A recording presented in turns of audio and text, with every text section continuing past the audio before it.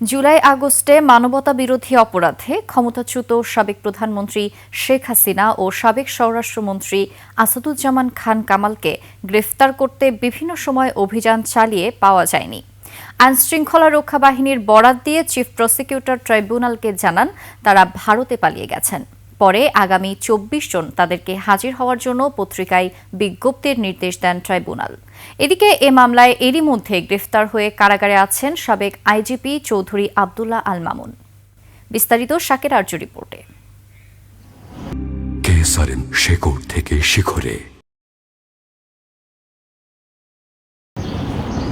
সোমবার দুপুর ১২টায় বিচারপতি গোলাম মর্তুজা মজুমদারের নেতৃত্বাধীন ৩ সদস্যের ট্রাইব্যুনালে শুরু হয় জুলাই আগস্টের মানবতাবিরোধী অপরাধের বিচার কাজ।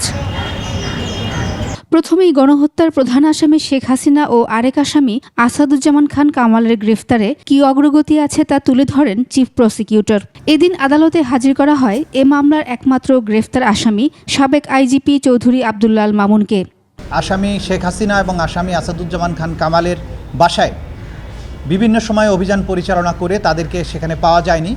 তারা রিপোর্ট দিয়েছেন আরও যে বিভিন্ন সামাজিক যোগাযোগ মাধ্যম এবং পত্রপত্রিকার রিপোর্ট থেকে তারা জানতে পেরেছেন যে এই আসামিদ্বয় গ্রেপ্তার এড়ানোর জন্য বর্তমানে ভারতে পলাতক অবস্থায় রয়েছেন। চিফ প্রসিকিউটর বলেন, শেখ হাসিনা ও আসাদুজ্জামান খান কামালকে খুঁজে পায়নি পুলিশ। পত্রিকায় বিজ্ঞপ্তি প্রকাশের আবেদন জানানো হয়। শেখ হাসিনা এবং আসাদুজ্জামান খান কামালকে আগামী ১ সপ্তাহের মধ্যে হাজির হওয়ার জন্য নির্দেশনা দিয়ে আদালতের এই আদেশটি দুটো বাংলাদেশের বহুল প্রচারিত পত্রিকায় বিজ্ঞপ্তি দেওয়ার জন্য আদেশ দিয়েছেন। তারা যদি এই সময়ের মধ্যে উপস্থিত না হন তাহলে আদালত আইন অনুযায়ী পরবর্তী কার্যধারা গ্রহণ করবেন এবং তাদের অনুপস্থিতিতেই বিচার কার্য পরিচালিত হবে।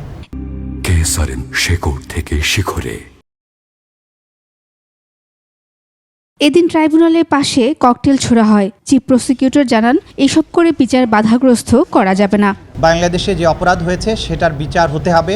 কেউ যদি এটাকে বাধাগ্রস্ত করার চেষ্টা করে, কেউ যদি আইন অমান্যকারী কোনো কাজ করে, সেই ব্যাপারে যথাযথ আইনি ব্যবস্থা গ্রহণ করা হবে। এদিকে জুলাই গণহত্যার আরেক মামলায় ঢাকা উত্তর সিটির সাবেক মেয়র আতিক সহ ৬ জনকে তদন্ত সংস্থায় জিজ্ঞাসাবাদের অনুমতি দিয়েছেন ট্রাইব্যুনাল। শাকেরা আরজু, ২১ টেলিভিশন, ঢাকা।